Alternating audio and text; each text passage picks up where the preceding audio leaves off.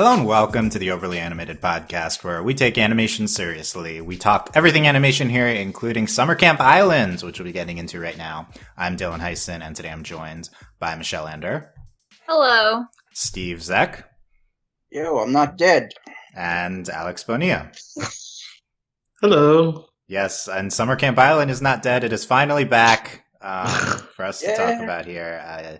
11 months after the season 1 ended on Cartoon Network, back at a new home at HBO Max. The first 20/only 20, I'm unsure, episodes of season 2 dropped. Also, I think before we thought the previous 20 episodes were season 2, but this is the real season 2 now. Is yes. Episodes, 41 to 60, probably. Yeah. It seems HBO Max is recognizing the real season while Cartoon Network was just doing whatever they wanted to do, like always. Yeah, well, I mean, I have questions on whether there are more episodes this season or whether this is the full thing. I'm not sure if we've answered. Seasons are an illusion. It's also with this show, it doesn't matter much. So, but we're happy Summer Camp Island is back. It is on HBO Max. Go binge the 20 episodes that are up now for season 2, which again is episodes 41 to 60, from Meeting of the Minds to Glowworm. And we'll be talking everything about these episodes and Summer Camp Island. We've talked about the previous batches of episodes as they've dropped a long time ago, but they are still there at overlyanimated.com. Search for Summer Camp Island podcast. You'll probably find us anywhere you listen to podcasts. And yes, we'll be getting into full spoilers right away for Summer Camp Island season 2. So make sure you have seen all of these season 2 episodes. If you've not watched Summer Camp before and you're wondering whether to watch, I think we all like it. It's a fun, light show. So if that sounds good to you, I think check it out on HBO Max. All the episodes are up there. Then come back after you've seen all of the latest batch of episodes. I mean, I guess very briefly, this show moved to HBO Max. It's kind of the first Cartoon Network show to do so. Maybe, it always came across like Cartoon Network didn't really know what to do with Summer Camp. They always threw all the episodes out at once for the previous 2 years. Mm-hmm. So it's not that much different now that they dropped a binge on HBO Max, but I hope it gains traction here and that they continue to make the show. I don't really know the specifics of why it is more of a HBO Max show versus Cartoon Network. I don't know how many people do. This could be the first of a few shows, like maybe Infinity Train, making this move. We'll see. But that's speculative, not, I think, definitive yet. But anyway, if you have any HBO Max thoughts, you can give that along with your your overall thoughts on the season. But let's ask everyone, what did you think of these 20 episodes? Michelle? I really liked these episodes. I think it very much felt in the same vein as season 1.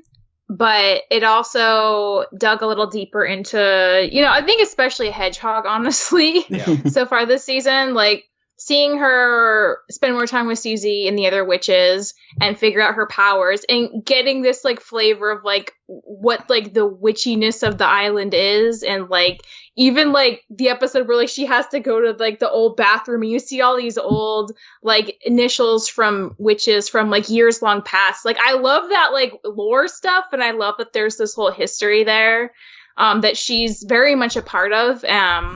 And she has so much to do, frankly. It has been a really pleasant surprise seeing how involved Hedgehog has been in a lot of these episodes. She's certainly still a co-protagonist with Oscar, but it's I'm just really happy she's had so much focus. So that's definitely been a highlight.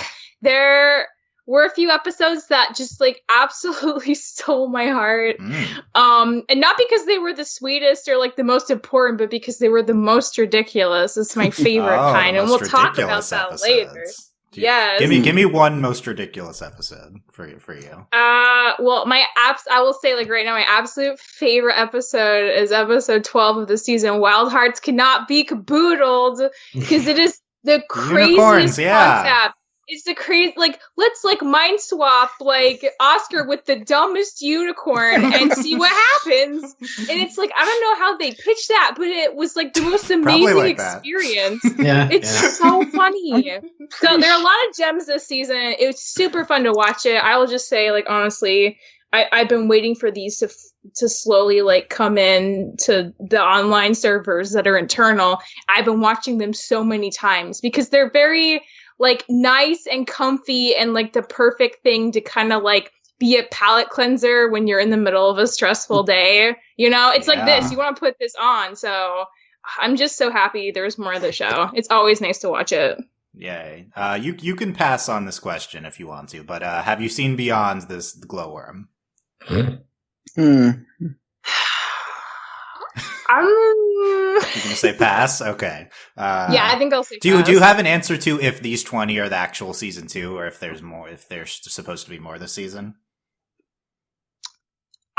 I do not believe that this is the end of the season. Okay. Well, yeah. I mean, there's 4. I mean, you know, it probably doesn't matter much, but there was 40 episodes in season 1 if you go by the HBO Max That is true. I think that's a very good point, Dylan. Yeah. Although I will say this to a certain extent, 19 and 20 seem like finale episodes. So I mean, what mid-season finale. Yeah, I think they're more mid-season because keep in mind the mid-season of season 1 was the Fuzzy Pink Time babies where they meet Ramona for the first time, and that was kind of a big.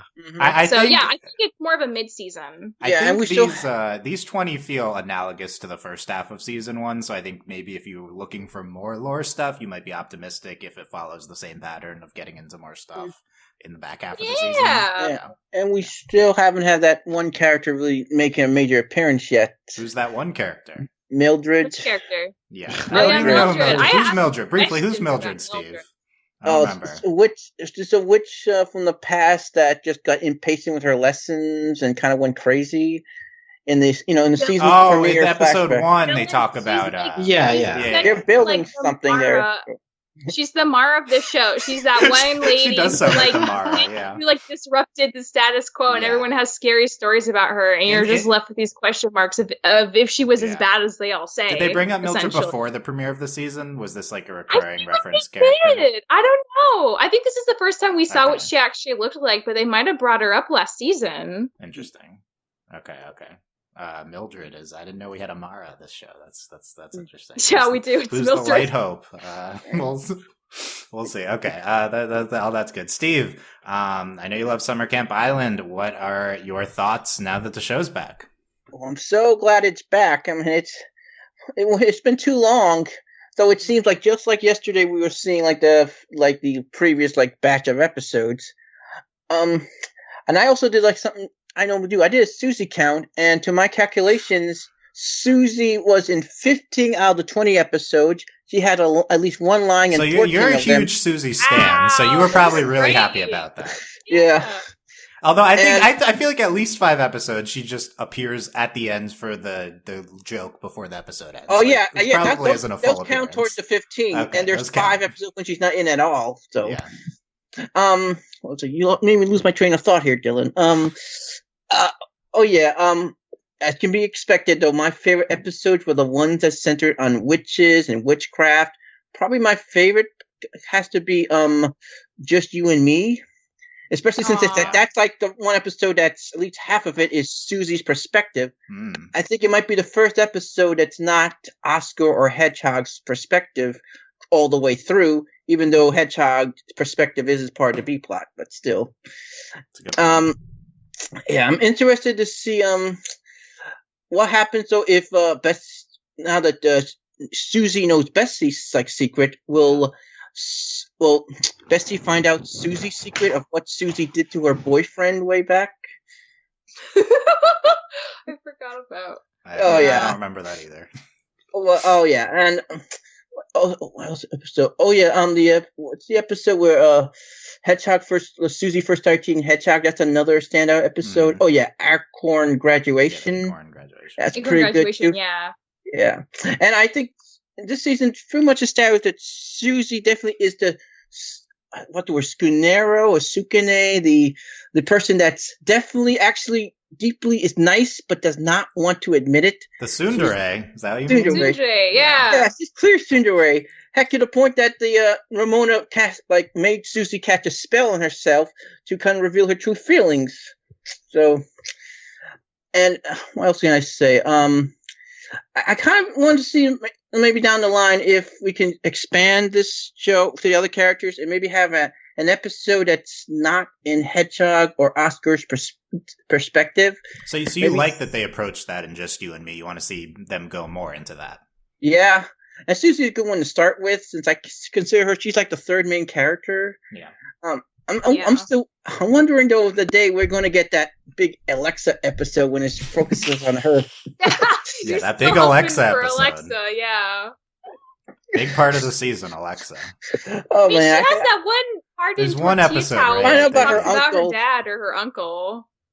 Yeah. His failed dreams of asparagus sauce. Oh, she told the Rip. dad story. Yeah, okay. Yeah. That was her the shining highlight moment. the whole God. time. Are we going It was to just that.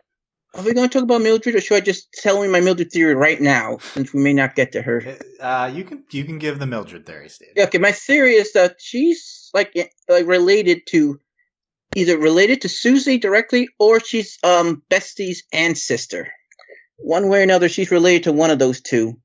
Okay. Why? What makes you say that? I don't know. I just have a feeling like maybe that Susie definitely has a strong like connection to Betsy, sort of. Maybe because she's sort of like raising her in a weird way. I don't know if you're familiar with the show. Naruto has a similar relationship with the fifth Hokage. Many weeb references in the first. I just feeling Mildred. I know she's going to be like our big antagonist down the line if we ever get to like a real plot here. So I think she could be our first like real villain. So Ooh, okay. that's all I got to say about that. So. Oh yeah. Calling Mildred as a villain, I like that. Okay. I would love to. I would love Hedgehog to meet Mildred and figure out what happened with her for real. That sounds like something that could definitely happen. Yeah. Okay. So a lot of good thoughts there, Steve.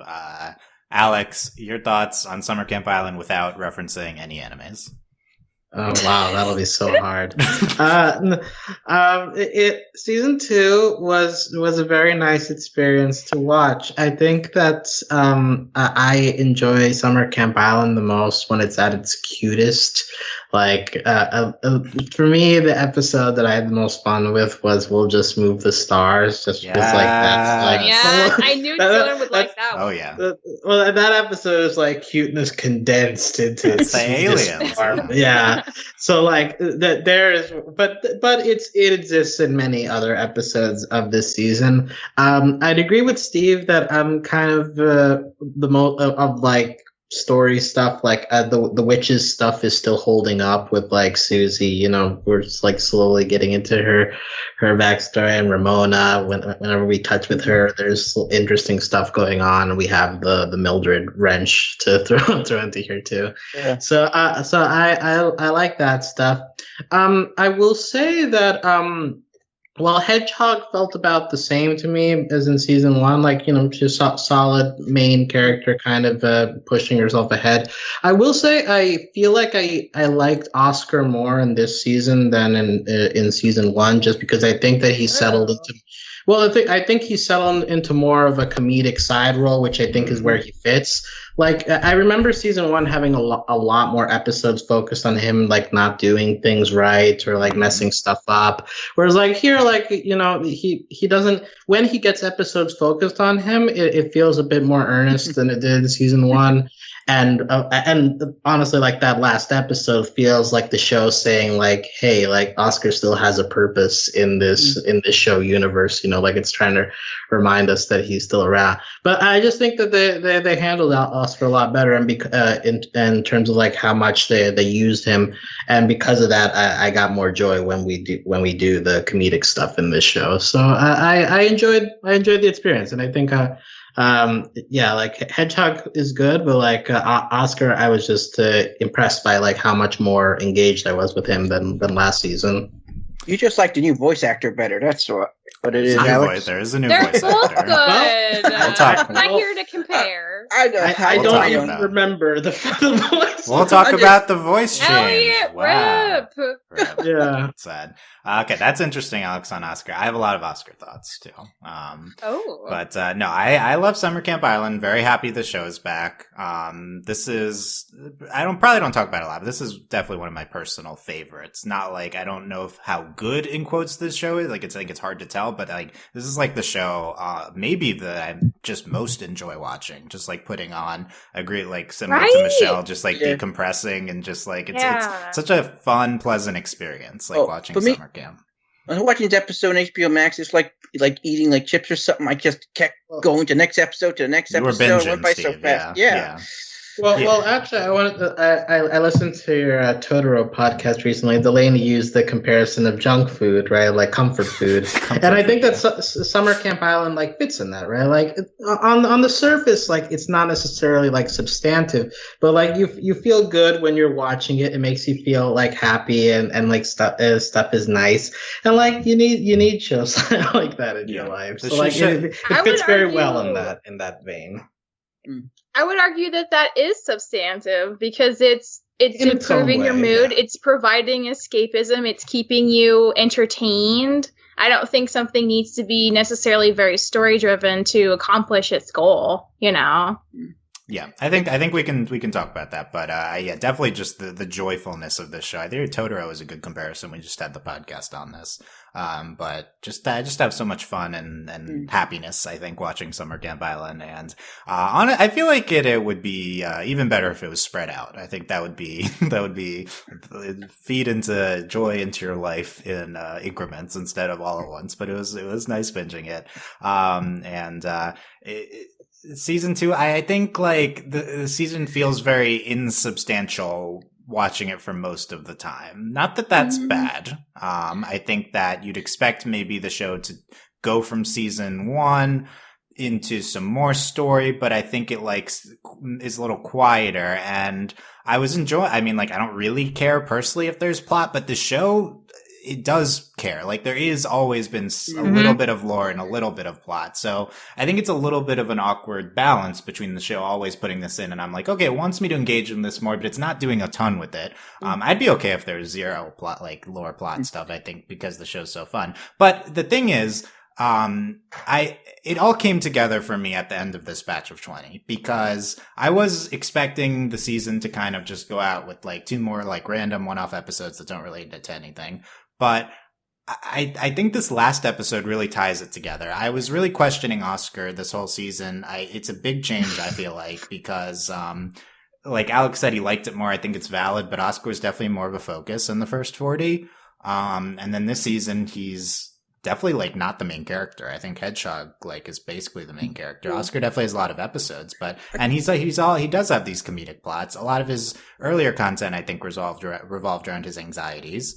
And that was, I think, put to the back burner a little bit. But then when we get to last episode, it's like, oh, you know, this was all intentional. It's like all this Oscar kind of, what we're doing with Oscar, putting him, behind Hedgehog a little bit, changing his content to make it a little bit more comedic relief. Like the show is aware of what we're doing here. And it was kind of like all for the purposes of a subversion. Like I didn't expect the show kind of to do something that pretty like narratively, like narrative structure big like that. And, that really hit home for me. And it really kind of tied, everything I was experiencing this season together.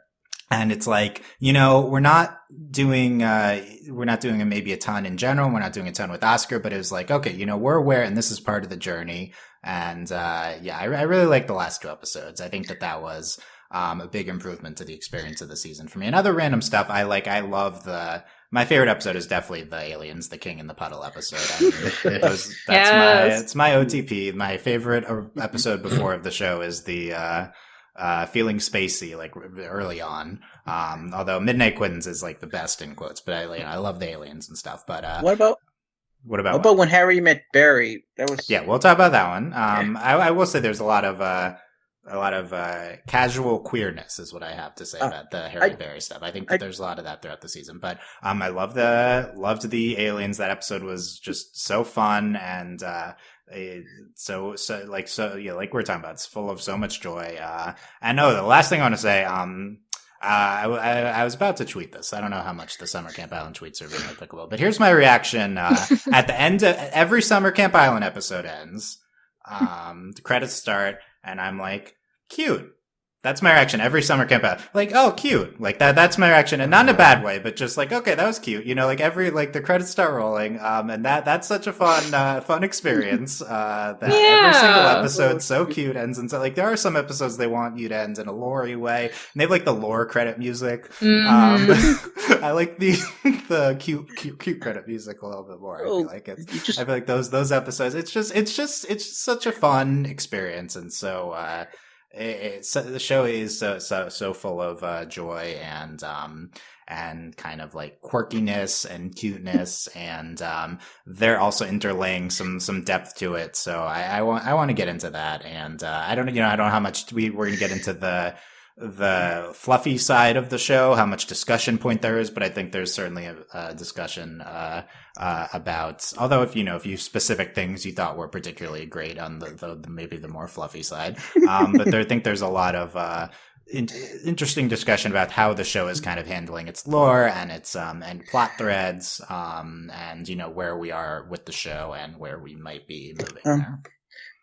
You mentioned the credits. You remind me of something that really annoys me with these streaming services is when you go to credits, every time they're about to go to the actors, that's when they have to do this whole the next episode or something. Something annoying. Did it cut off for you, Steve? When it doesn't really cut off, but it always chooses the exact moment, except only the last episode was the one I could watch full, but every time they go to the credits to the voice actors, I just want to look. No, I know exactly what you're talking about. That was me with Kipo. Is Netflix did on the Netflix app on my TV? Disney Plus does it. You can't like pause it on the exact thing I want to see. It's impossible. No, for the HBO Max app, it like let me watch. It didn't autoplay to the next episode until the credits were done. Oh no, not the autoplay. I'm talking about the whole like screen just shrinks a bit, or here in HBO Max they put something like on top, like say next episode in a few seconds. Yeah, they do. Yeah, they did do that. But I liked that they didn't force me to skip the credits. I didn't. That was kind of the default setting, was watch through the credits.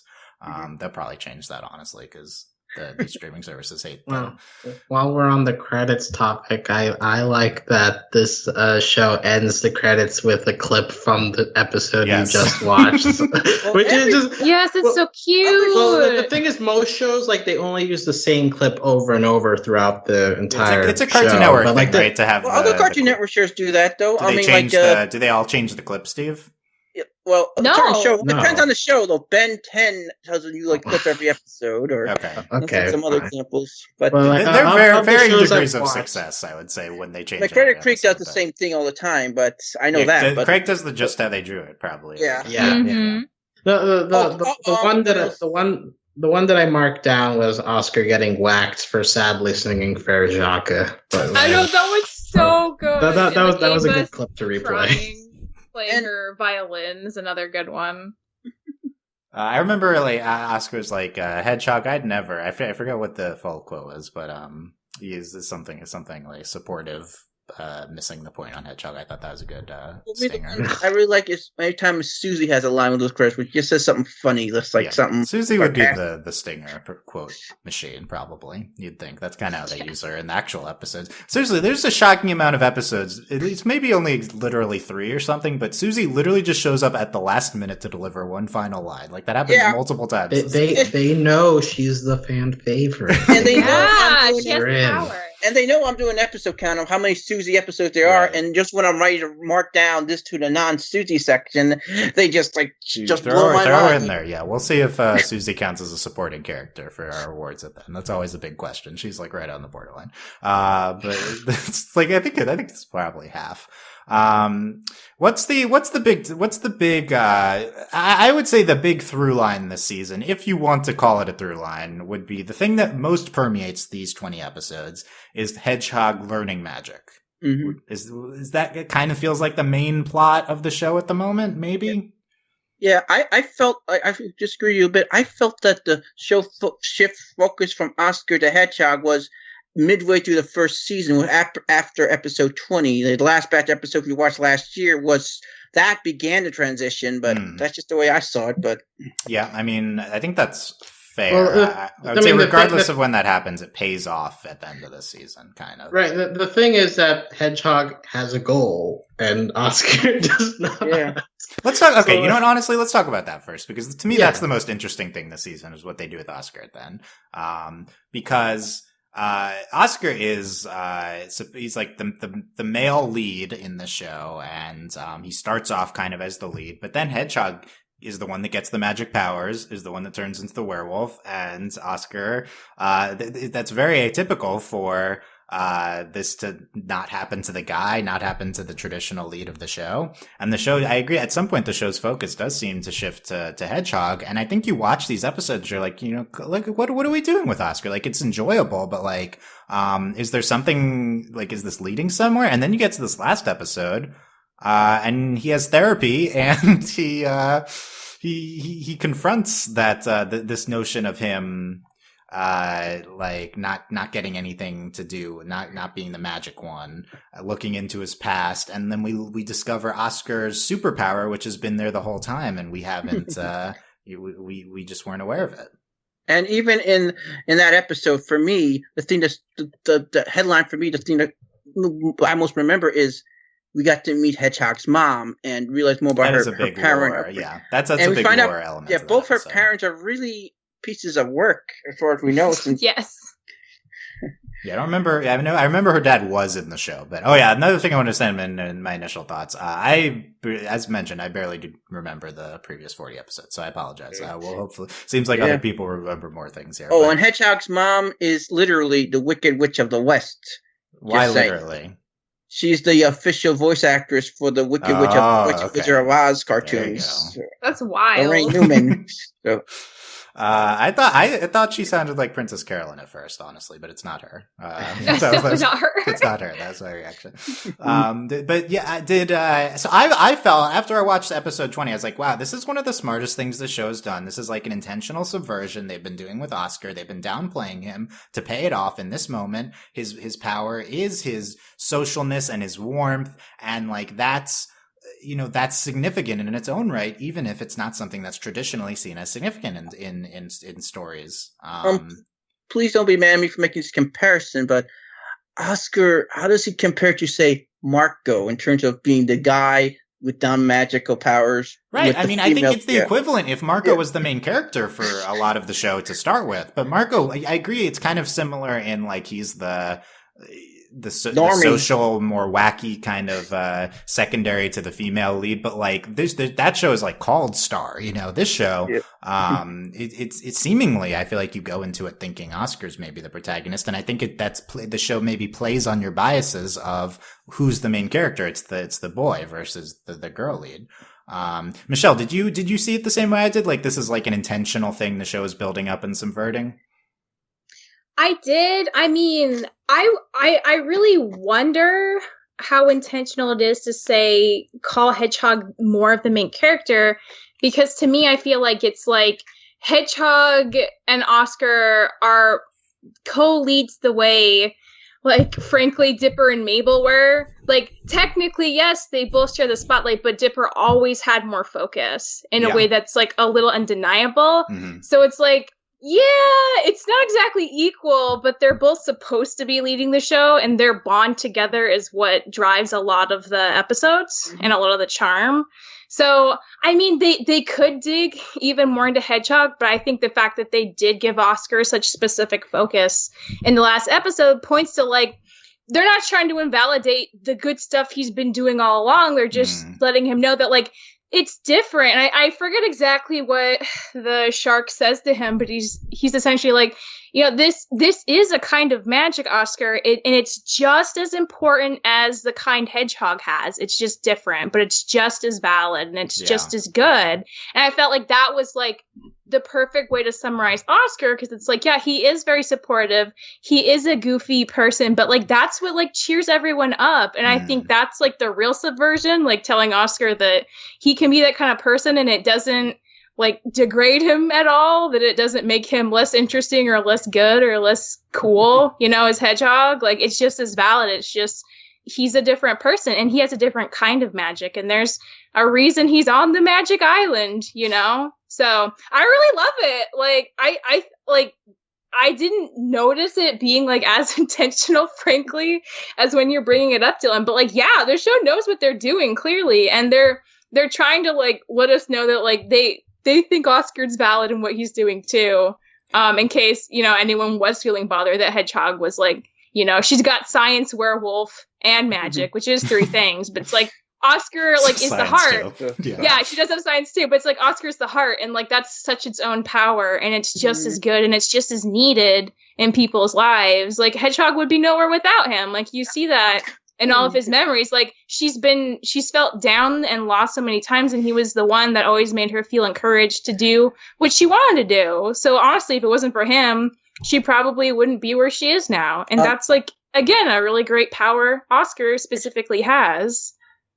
I just realized something. Oh, sorry. I just realized something. I think Tumble Dry Low was a good showcase of that in terms of Oscar, the producer. He's like the behind the scenes guy. Yeah, that's what he likes her to be. Yeah, I think it's intentional that comes right before kind of this 2-part finale. Is that's like highlighting the current dynamic of the show. And I'm not necessarily saying this is something they've been planning since the beginning. I think probably how you arrive at this point is you're like, okay, we're making the show. Traditionally, like the guy is the lead. We're going to focus more on him to start, and then they're like, oh, we want to give these things to Hedgehog. We kind of like I think they find it along the way, but this group of episodes, it feels like, okay, like we know that Hedgehog has everything at this point, and so like we're gonna showcase all these wacky kind of Oscar things, showcase his empathy, his warmth, these things that are like portrayed by the shark as his magic. We're gonna showcase them throughout the season, and then in this Glowworm episode, we're gonna say like, oh, this is what we've been doing. This is what Oscar has magic too. This is it's a non-traditional magic, but it's really important in its own right. I think that is kind of the main point of the subversion. I think I got a little caught up in like the main character focus, which I think it's part of it too. But like, I don't know, just altogether, like this feels like the smartest thing the show has done to me. Like, just the most like significant, kind of like in significant thing of focus, of like a narrative structure type thing that the show has done. And I don't know. Alex, do you have thoughts on, because you said you liked the material with Oscar this season. How did the Glowworm, stuff like relate to like you were enjoying Oscar's, material this season? So did it like validate it like that? Oh, this is good what you're doing, Oscar. Yeah, I was impressed by it because like it works as an in-show explanation as well as kind of like a meta explanation for like where his character is. I mean, like I don't know if I'm just a bit thick-headed, but like I had to watch the episode twice, and even then, like I'm still not 100% convinced that it's actually magic though.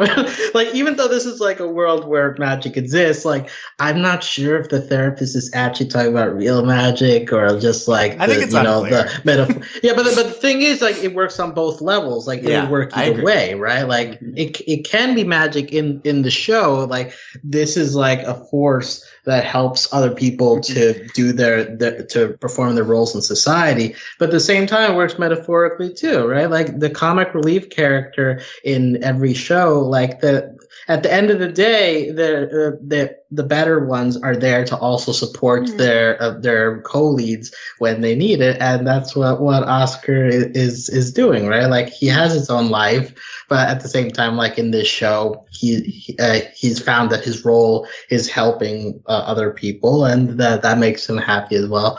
So I just enjoy like the double sidedness of it, and so I think that it ties very well with the approach that the season as a whole takes with his character. So that helps Glowworm to be as effective as it is. Yeah, I wonder. Is the subplot like last season was Susie trying to separate Oscar and Hedgehog. I wonder if there was a method to her madness. Is there a reason for that?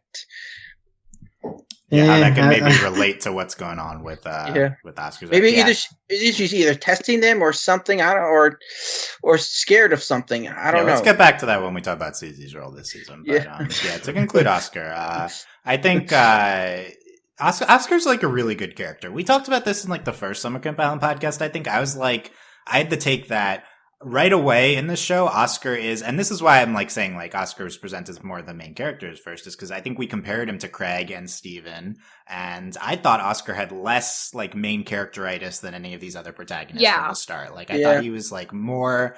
Like he was more defined, used better right away, and like now I think his character has shifted roles intentionally by the show, and it pays off. And like I still think like in this new role, Oscar's great too.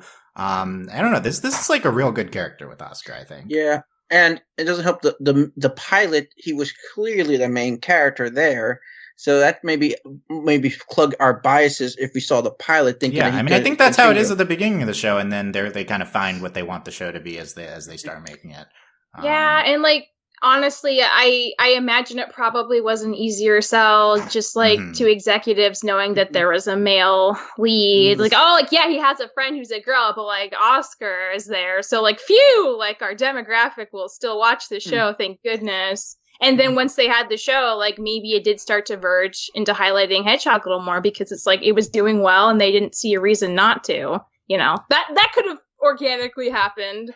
But it does seem like Steven definitely, I feel like if Steven wasn't the main character, that would have been a much harder sell to a cartoon, frankly, especially just like, you know, I feel like goals have changed a lot in the past like 6 years, you know, but I mean, we're still getting there. We're still getting to a point where people can just pitch non-male characters and non-white characters as leads, and it's not, and there's like no pushback, and people don't worry that no one will watch that stuff, you know? Yeah. Let me bring this up now because you're like also potentially, you know, queer characters. I have a big take with Oscar. Oscar is very gay. This is my take. Like Oscar, I know that's always been your take. Yeah, I think I've always thought this, but like Oscar is so gay this season. Like he's like I don't. Why can't they just like we better be doing an Oscar's gay arc because like so you. I want to highlight, and I know it's like kind of just like effeminate behavior, and like that's obviously anyone can be that, but it's like in a specifically like homosexual way, in my opinion. But I want to highlight episodes 9. His just like secret society, like he's just very flamboyant about that. Oscar's very flamboyant in general. Episode 11. He's talking about his bangs a lot in episode 11. Yeah, I found you got that code. Yeah. And then the episode 12, the unicorn one. Come on, unicorns. So, how dare you? Unicorns appeal to the entire Look, spectrum. obviously very valid if all these things apply to you of any orientation, but it's just it's almost in like a stereotypical way to a certain extent. He's a kid, of course, so he can, you know, like experience any of this, but you know, Oscar and Max forever. In general, Oscar's gay. Where's your ship? Oscar and Max has always been the ship. I feel like I think that's the big ship. What about Oscar and Saxophone? We're not shipping the Yetis, but they have a connection. They do have a connection. But again, what's the problem with the supporting cast? It's mostly, except for Max and Pepper, it's like a lot more female, so it's very hard. It's actually easy to ship. It's kind of like Max by default, honestly. Options for the male side of that. Yeah, and look, you know, Max wasn't into to Hedgehog. Yeah, that's true. He very wasn't. Wow. It's all coming together. Guy? Yeah. So, I don't know. I think we're doing. I think we'll have Oscar being more explicitly gay in season 6. So look out for that. Okay. What else to have with? Oh, Oscar's dad, I think, was another. Before we get off Oscar, I did want to talk about Dungeon Doug, just because, like, first of all, we're recording this on Father's Day, I guess, so like fitting. I don't know. But I think that was just a good Father's Day episode.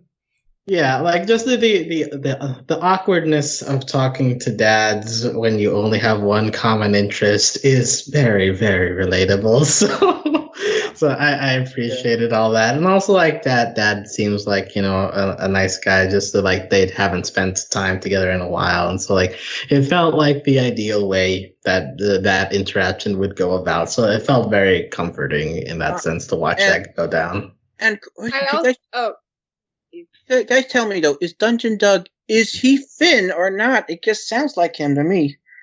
Honestly, Dungeon Doug sounded like Sprig from Amphibia to me, but I didn't check the voice actor. But like, honestly, it could be him. I wanted to say, talking about Oscar's dad, I love that they kind of got into that. Yeah, like his dad did have all these career plans. He wanted to be a paleontologist, but then he met Oscar's mom, and they had Oscar.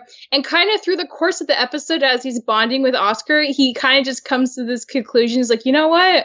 I'm like really glad I'm your dad, though. Like, I'm really glad this is my life. I don't feel like, you know, I should be a paleontologist right now. Like, I love spending time with you, and this is really great. And I'm happy I made this life decision to be a dad.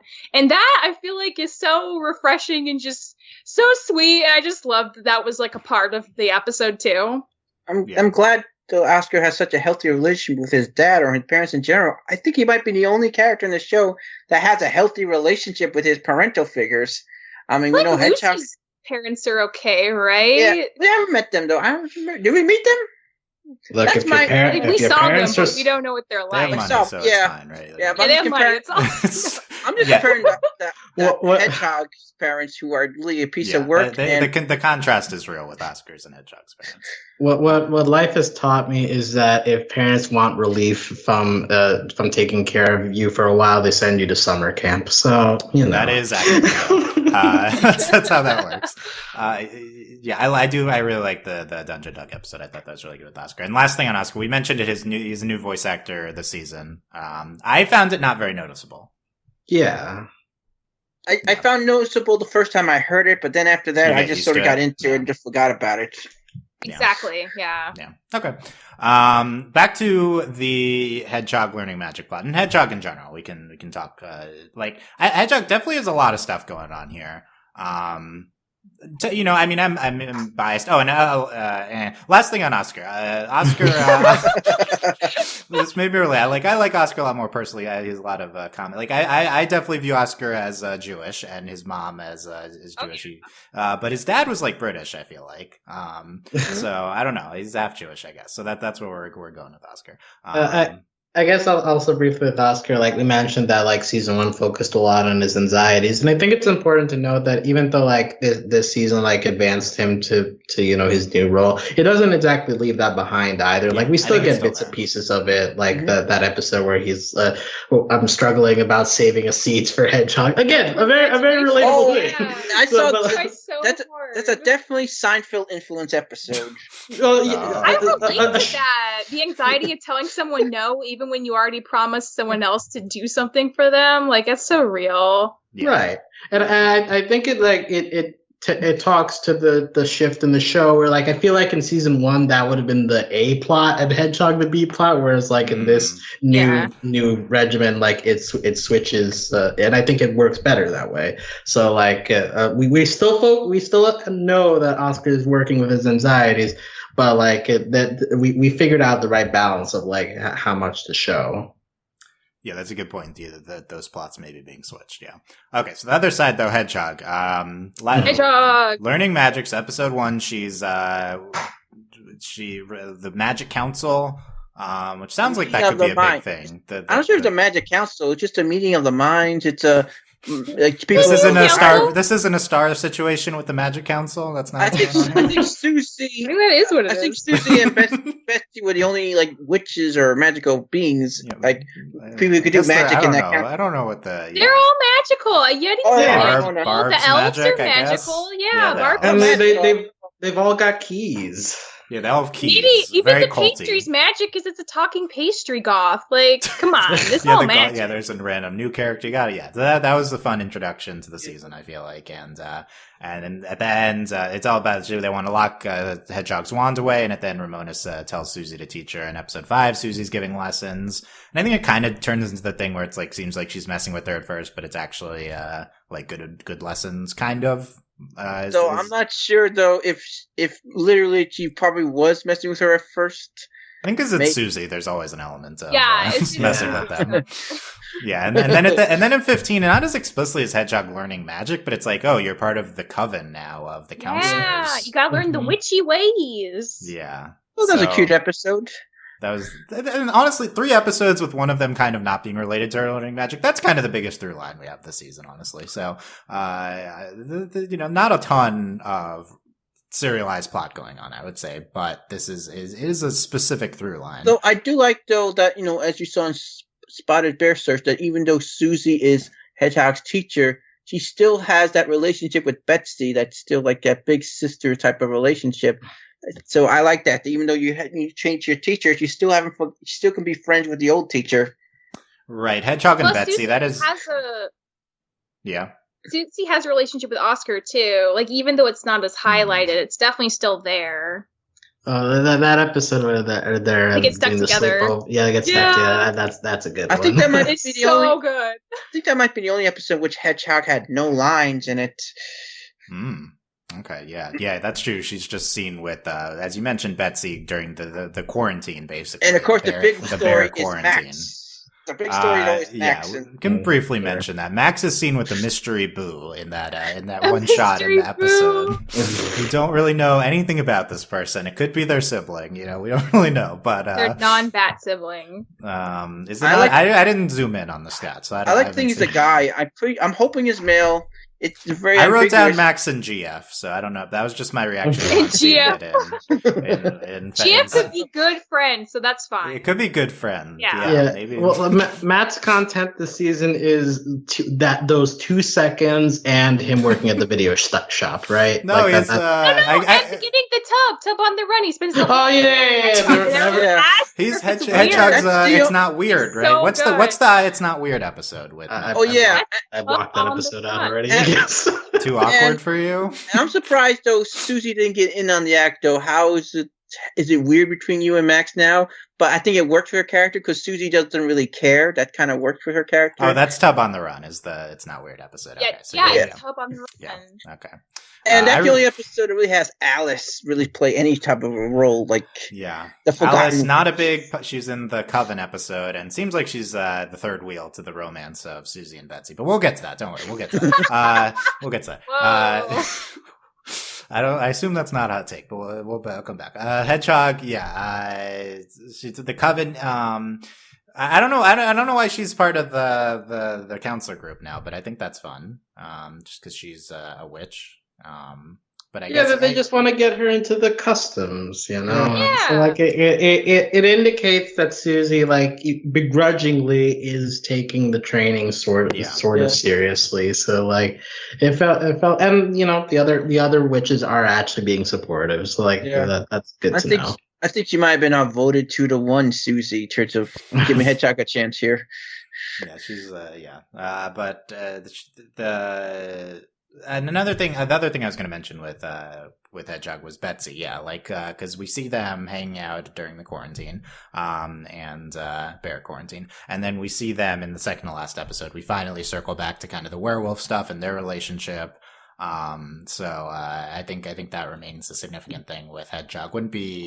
Would like to see that even more. I think more Bets, because Betsy pretty downplayed, I think, for most of the season. That episode was pretty good time because I do think there was sort of a subtext of racism, like Susie or prejudice that Susie had towards werewolves, and I think it's very interesting time that we had that type of episode with what's going on in the world right now.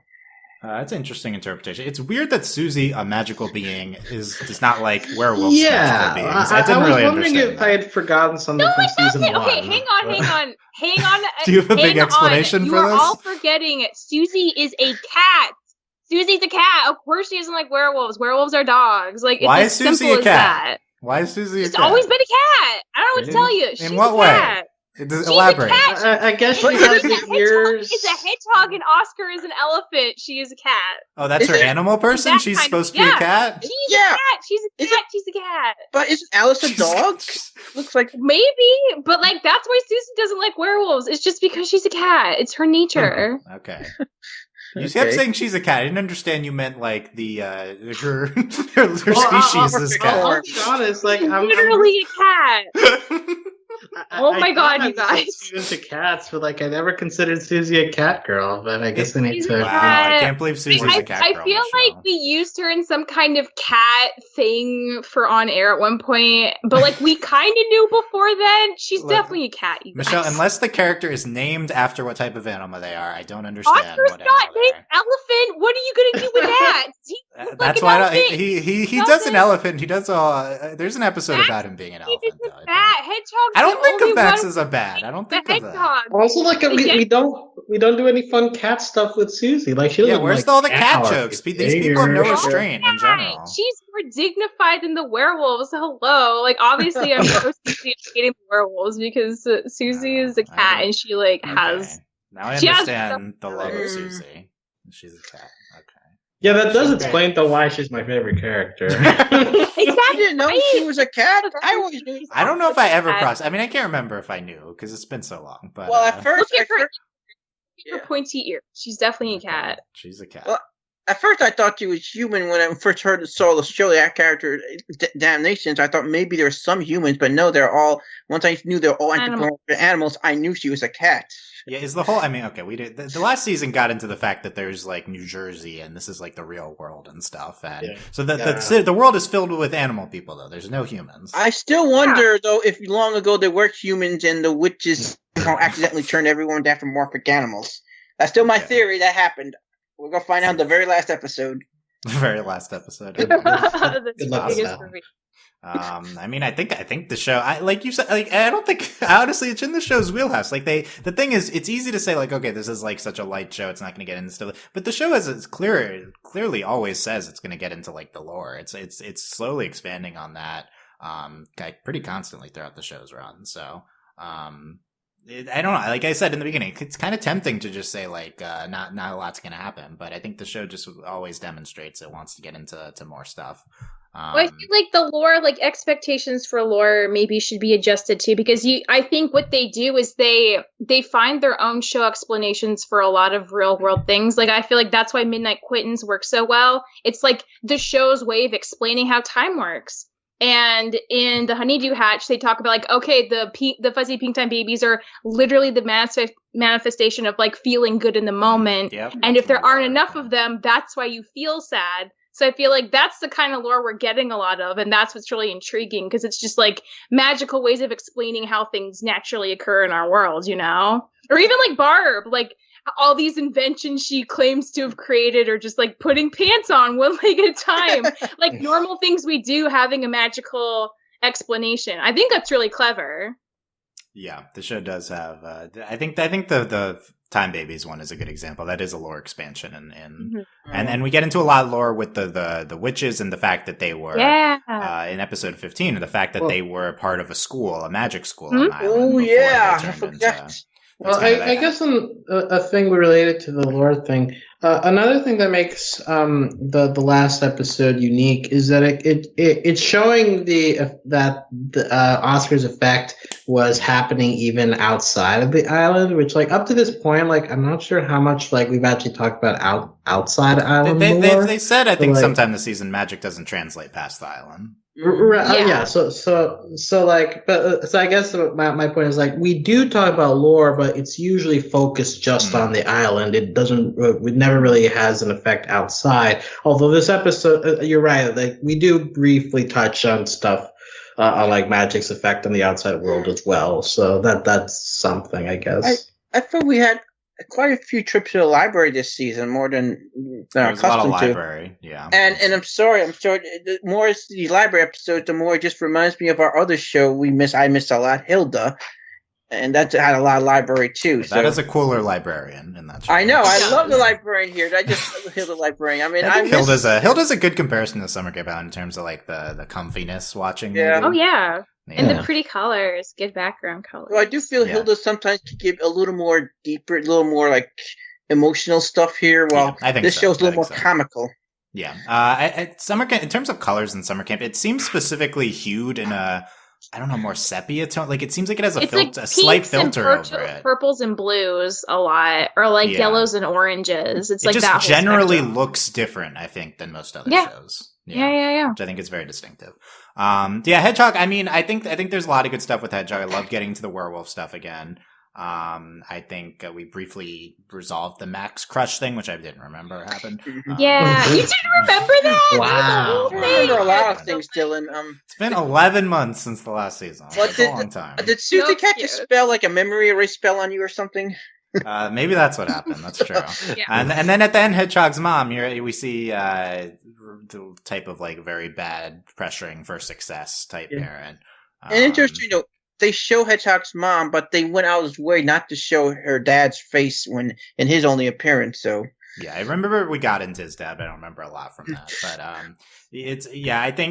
feel like this the fact that she had so much pressures and seeing the backstory, the previous things with Oscar and Hedgehog, I think it like really explains why Oscar's such an appealing friend to Hedgehog. Kind of the opposite of what she has going on with him.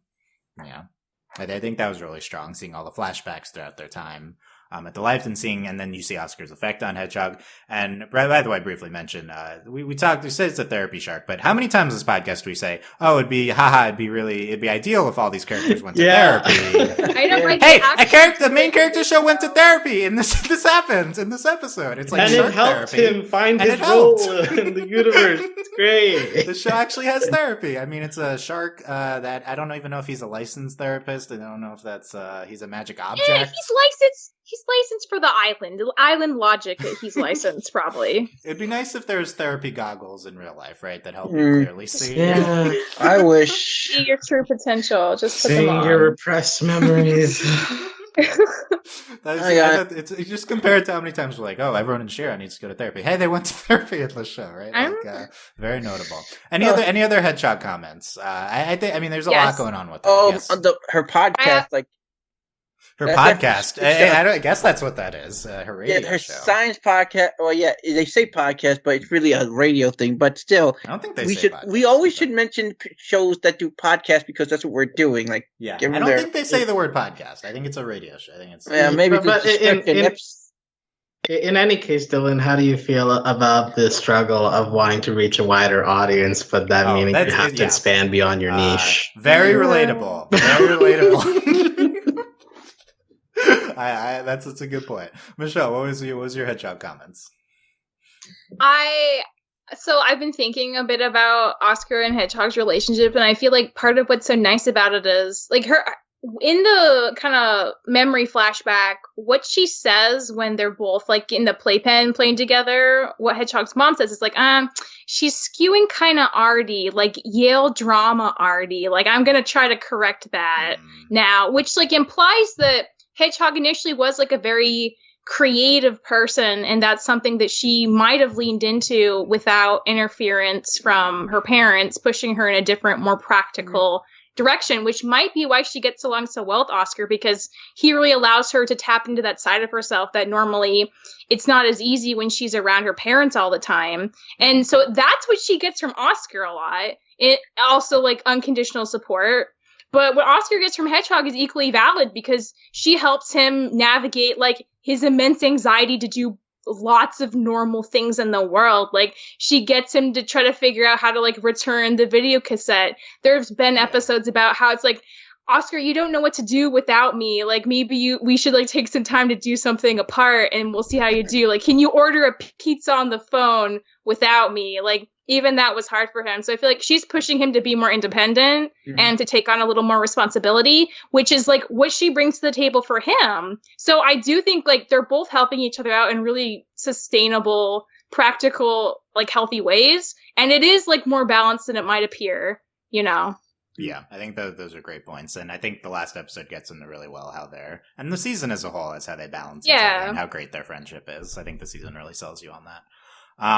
Susie, we've talked a lot about Susie already, but I think two specific points with Susie we want to highlight that we haven't gotten into too much. I think the episode 14 with the Time Babies, Ramona, and the fact that they were like best friends before. By the way, Susie, I don't know if we explicitly said it before, but 400 years old. Yeah, Susie she says it now. Yeah, so there you go.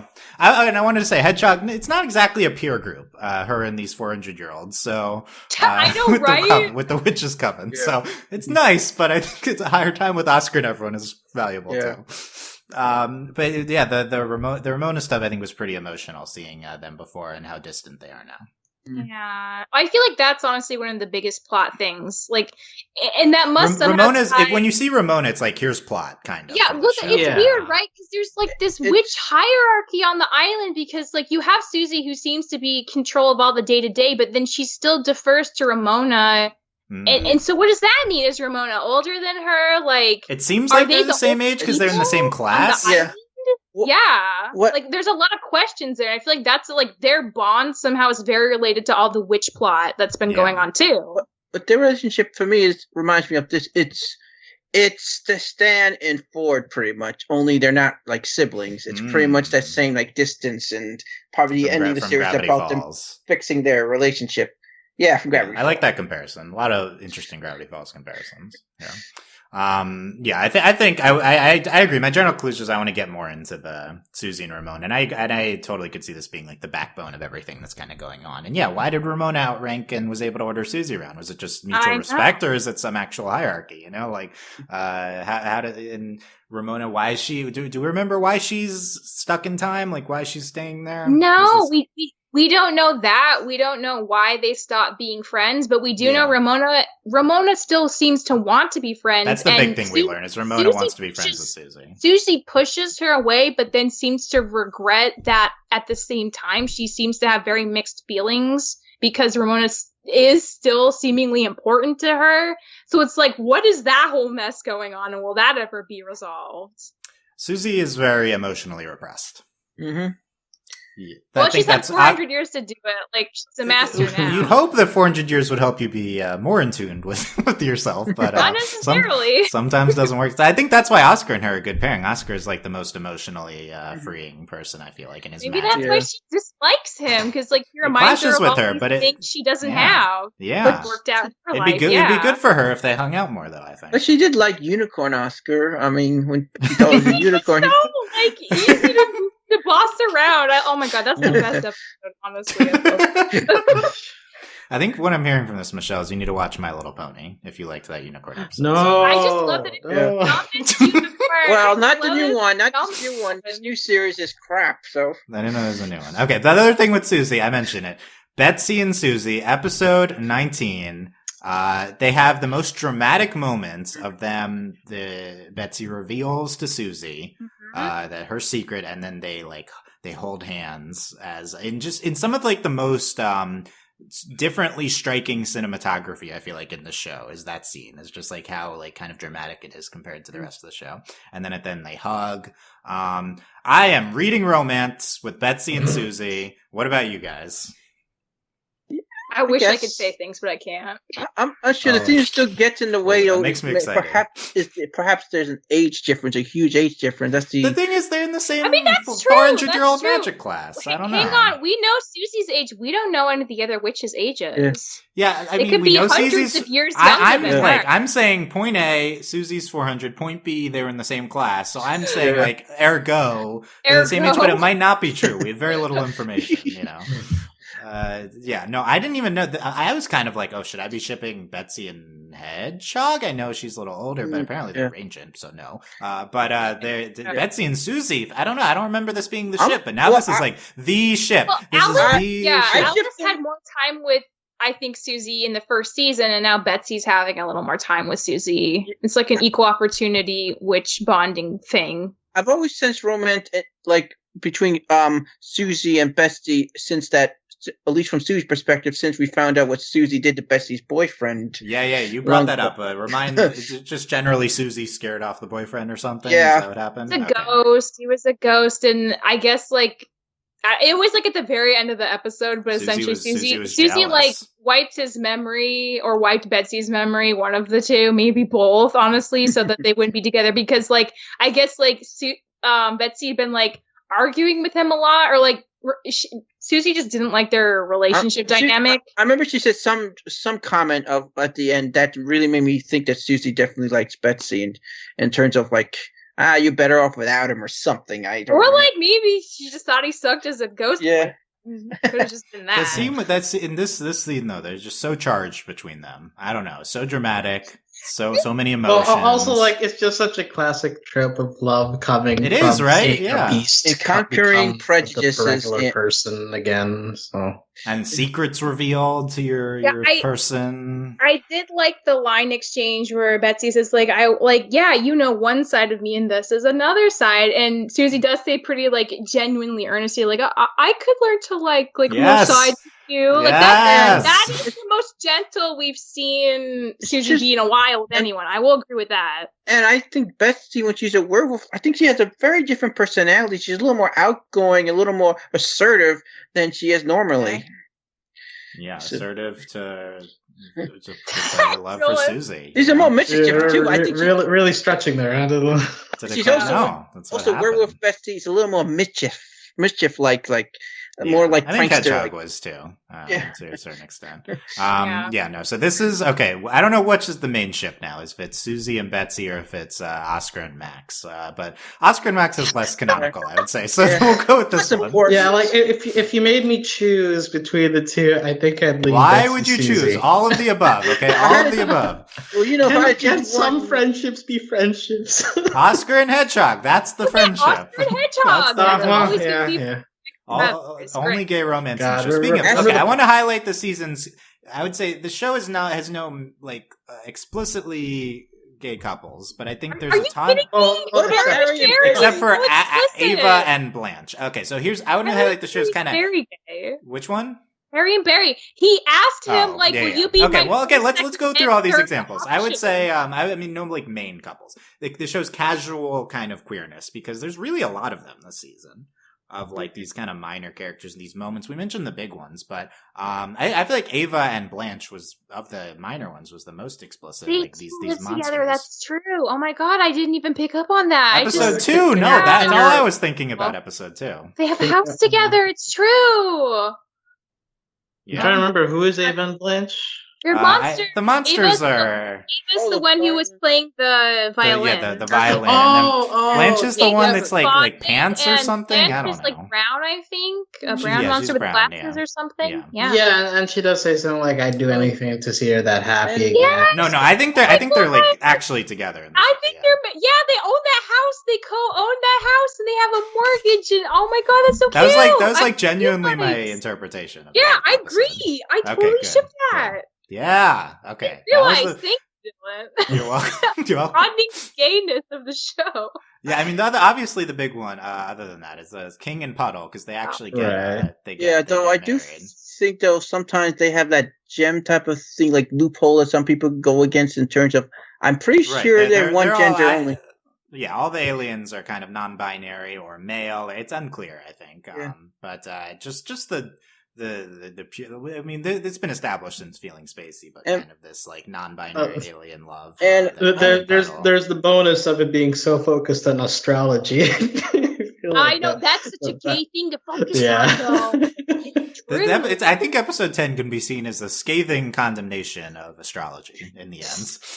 Astrology gays are real, though. yeah. And I'm sorry, Harry and Barry. When I first saw Barry them, and Barry, yeah. Yeah, it's first character thing I think about came to mind is the guys Nick Army and Juff from OKKO. Yes.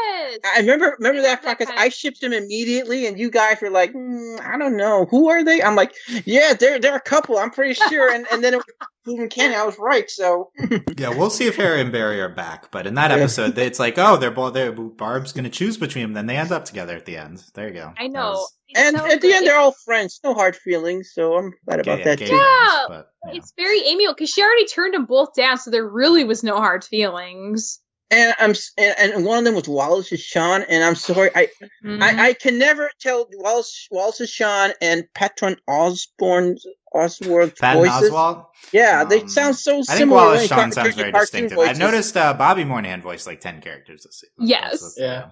That's Yeah. awesome. And Wallace Shawn popped up in other stuff in this season too. Like Everyone voices multiple characters, I think. Yeah. Yeah. My highlight voice acting was seeing which episode. Hollyhock was in the one that's named after the person. But Odd Jobs. Odd Jobs, yeah, that's Hollyhock. So Oh, I knew it. Oh, That's yeah. That's Okay. why I'm Odd crazy. Jobs. That's Odd the one- Jobs. It's so good. Aparna Aparna Nancherla, Nancherla, right? yeah, Yeah. Aparna Nancherla. I love her voice. I think that was It's really just cool. so seeing adorable. No some wonder voice. I loved her so much. Yeah, she's a good voice. We already moved past her, but Julia Pott as Susie, like her voice, she Yeah. has just such a perfect voice for it. Joining the ranks of showrunners who do voices for popular characters on their shows. Yeah, I mean, I think it's a significant role compared to some, but it's like more of like a Rick and Morty main voice to a certain extent. And you had Susie's so good. Toby Maguire's saxophone. Toby Maguire saxophone. Okay, there's a lot of big names on this. I thought Elijah Wood was Elijah Wood. saxophone. Elijah Yeah, Wood. Elijah That's Wood what Elijah I'm Wood talking is a big name. Elijah Wood, Toby How are Maguire, I get those them mixed names up. confused? Is Summer Camp Island an Animal Crossing island? Now that you mention Elijah Wood, is that what's going on? Magic one, maybe. Is a magic Animal Crossing island? I gotta dive into this. Susie is like a Tom Nook. Susie's Oh definitely. my god, don't go there. Leave definitely. the show alone. Susie's definitely. She's a real predatory. In Animal Crossing, they're animals, no. and in this show, they're animals. Michelle, they're all animals. No, it's yeah. not the same thing. No one pays rent on Summer Camp Island. It's because it's. I mean, someone probably pays rent. Susie the- pay rent. The parents pay the rent. They have The parents pay the fee. Yeah, the parents. Okay, maybe that. Does someone have a pet goldfish in this series? I'm pretty sure someone had like a pet goldfish, or am I just thinking it was just in my head something that didn't happen? The show's Animal Crossing. And then last thing, I think we've compared this in the past to Adventure Time in how it. I mean, obviously a lot of the crew is from Adventure Time, but like how it kind of rotates through all its different mythology elements, kind of like an Adventure Time thing does. I felt that way this season. I felt like we have Yeti episodes. We got the werewolves at the end. We have Barb. We didn't get much into other elves, but a lot of monster episodes. There's an alien episode. Hartford, I think, is kind of like one of those elements now. Like sometimes we just feel like visit Hartford. And then like Ramona and Susie. I feel like that's kind of the bubbling, like the most significant kind of one that pops up plot wise. Yeah. Oh my god. What about that? We haven't talked about what if they were Ramona and shit. Susie romantically. Yeah. I mean, it's Yeah, love they have the triangle. most Love triangle. Like, the most like emotional, like a painful yearning going on, at least, right? Yeah. Well, from Ramona's side, for sure. Oh, yeah. Yeah, they have history. They got Okay. I'm on board for the Ramona, Susie, Betsy love triangle. Isn't Susie Betsy the Bubbling, since like Susie actually turns into a bat? Yeah, well, that wasn't a thing until just now, so I'm on board moving forward as that's the bubbling. Maybe two bubblings. That's why. How do you make Adventure Time better? Two bubblings in the same. Yeah, that's true. That's true.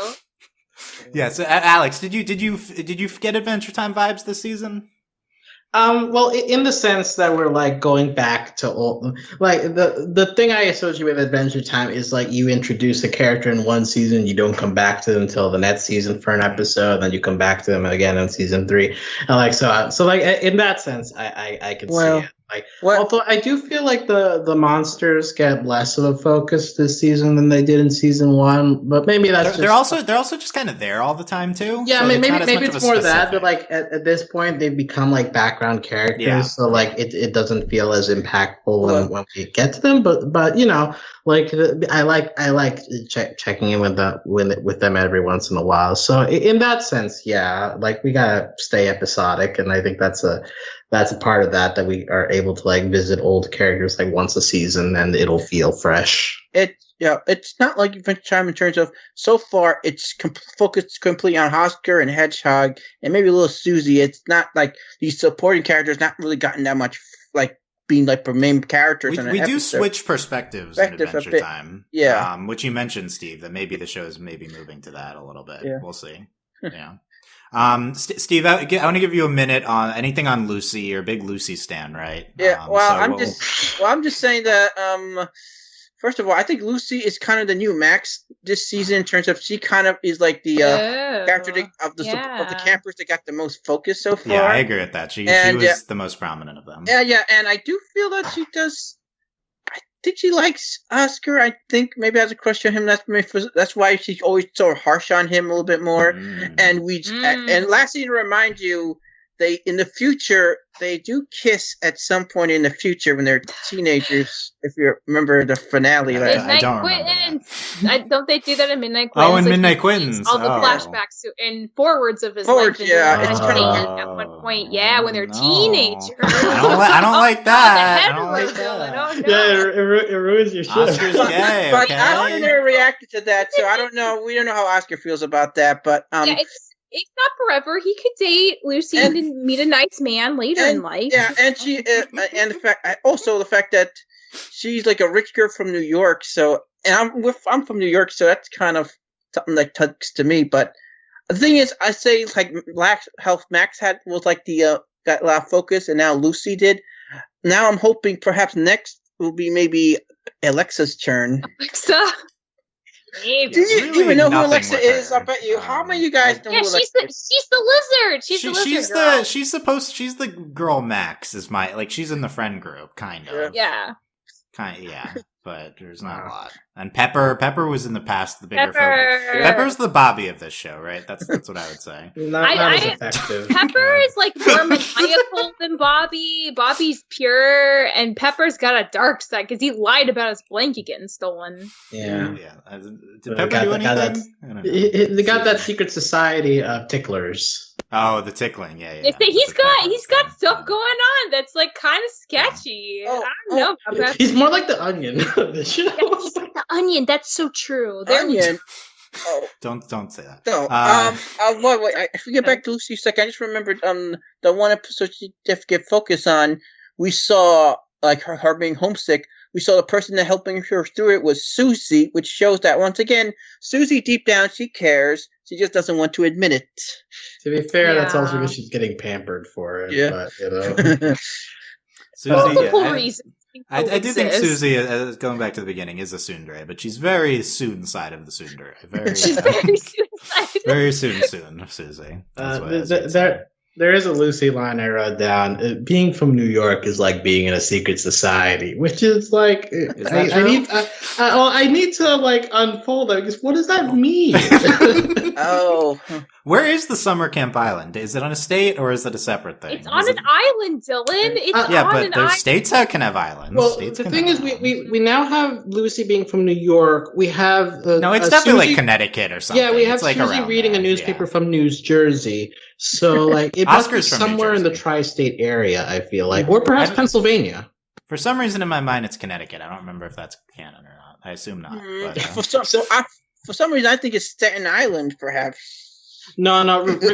Rich parents sending their kids to summer camp on an island is very Connecticut or Rhode Island. That's my headcanon. Okay, last thing, quickly through stuff from episodes we haven't mentioned. Oh yeah, I want to highlight Hartford. Yeah. Hartford is the capital of Connecticut in real life, so like. Oh yeah, that's why I think that. Okay, there you go. Vampire, episode 13, Vampires episode. I really like that episode. I really like that Oscar's afraid of the 20-year-old clerk worker. He has facial hair. Yeah, and Hedgehog has like a song in that episode. I think that's a fun episode with the vampires.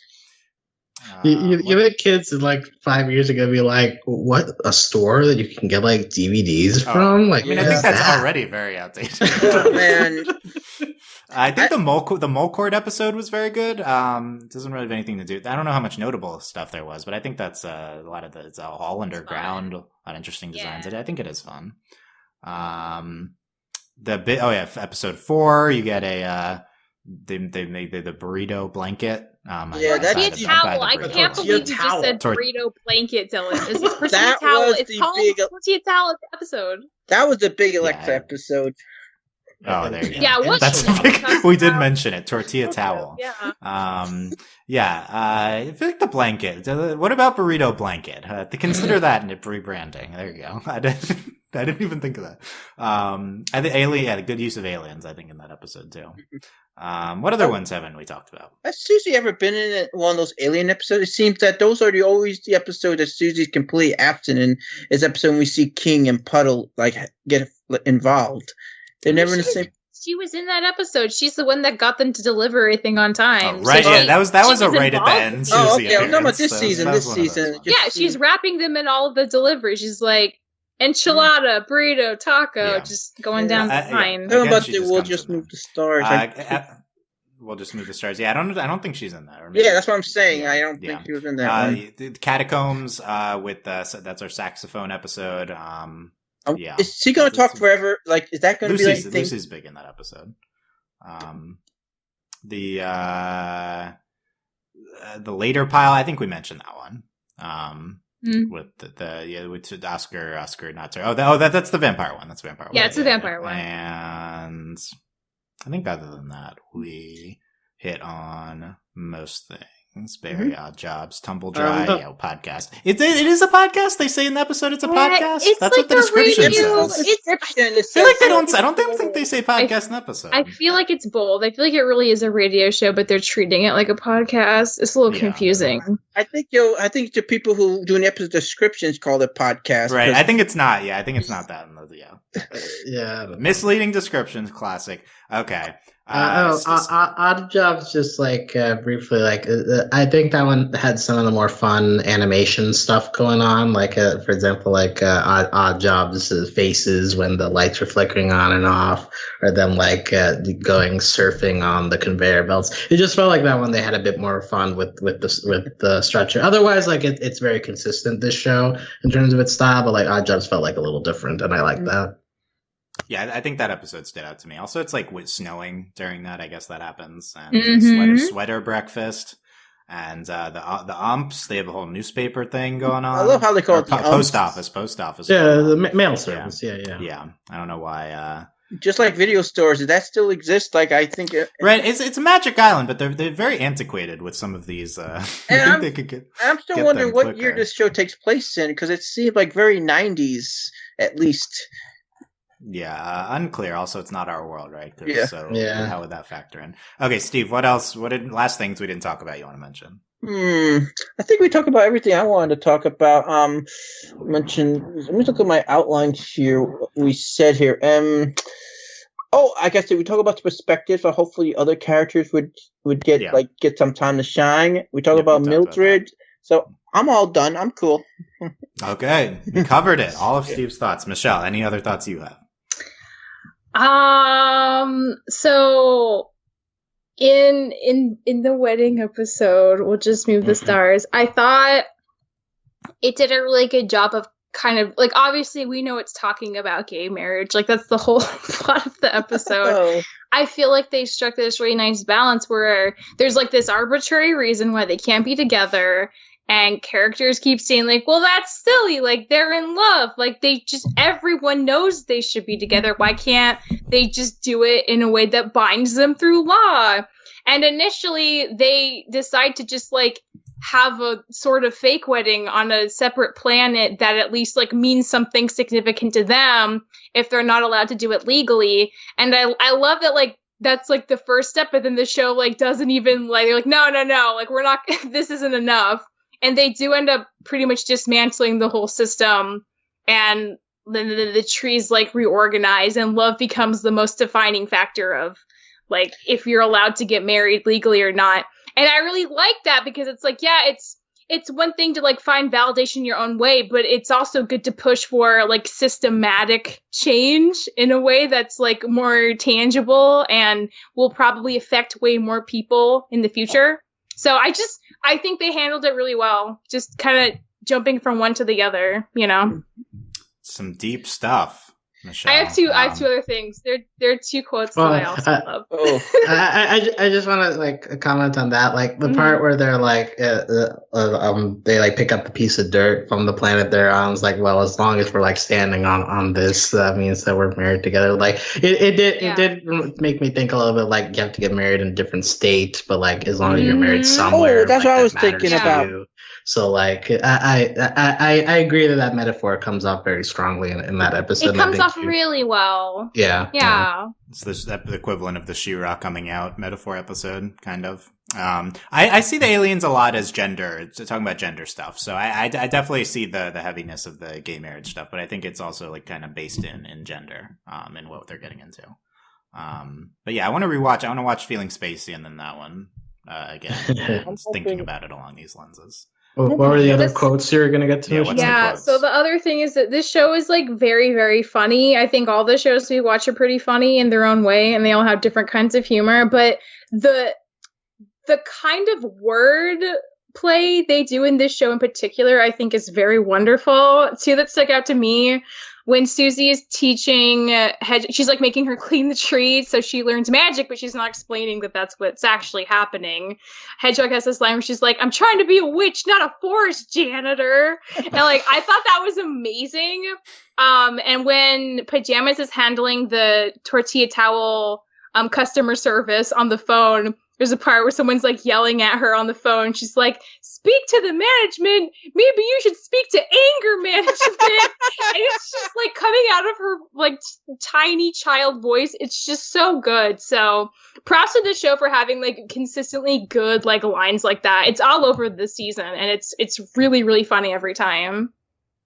Yeah, I agree. Pretty funny throughout. Alex? I'm not sure if this is in the same vein, but in that the Fuzzy Time Babies episode, there's something about, hey, we need to do some crop dusting, and Oscar's like, but I thought that meant tooting while walking. It's like, well, and then they like do the whole visual of the plane farting while it's doing it. So why'd you highlight the fart joke? No, it's a rare, well done fart joke because it's using wordplay along with it. I feel like you've said that once before. What the previous fart joke? I don't know, maybe Rick and Morty or something. But like the point is, like, you can do a fart joke well, but the fart itself cannot be the main point of the joke. There needs to be something on top of it that uses the fart as the as part of the joke. And I think that this doesn't. So Summer Camp Island, good job, you did it.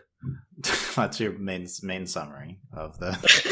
If you're good at fart jokes, that means you're a funny show. There you go. That's fair. That's fair. If you can make that work, you can make anything work. Yeah. There you go. Summer Camp Island, Season 2.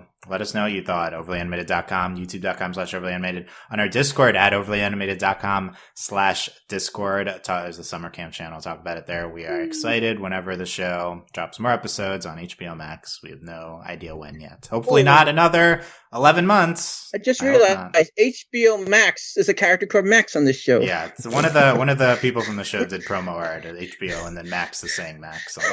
Aw, that's cute. Weirdly, like at the beginning, like the text only shows a Matt's original. I'm just like, where's HBO? But Max made it. It's canon. Yeah, just it's original from Max. I think it's canon that a show is a fever dream of Max's now. There's going to be a Max spinoff. Believe me, there's HBO Max will make sure there is. Max is really not that exciting of a character, but that's okay. He like works at a video store, so maybe it's like a Be Kind Rewind situation where he's like creating these movies. Oh, like, no. You have bad memories of that movie? I didn't expect to hear that. Okay. Yeah, they're Max. No more Max thoughts. Okay, but any non-Max? I mean, Oscar Max. You can give us Oscar Max thoughts. That's the most acceptable type of Max thoughts to me. All those, tell us any of those, and consider supporting us via Patreon at patreon.com/overlyanimated. Thanks to our current patrons, especially our patron podcast to Bob, and thanks as always to our patron executive producers Ryan, Steve, Alex, Beatrice, Hugh, Michael, Needle, and Phonician. Yep, check out other shows like Summer Camp Island we talk about, like Craig of the Creek, and more at overlyanimated.com. We'll be back whenever there's more Summer Camp Next year, Island. Perhaps. Yeah, I don't know if they only make 20 a year if they've been airing them very slow. I assume airing them very slow and there's more. But hopefully you're only allowed to air them in the summers. Right, so let's get some August episodes going if we're going to do that. Yeah. Please not July, because July is going to be very busy. It looks like I'll take any time. Summer camp. Okay, thanks for listening, guys. We'll see you next time. Bye. Bye. Bye.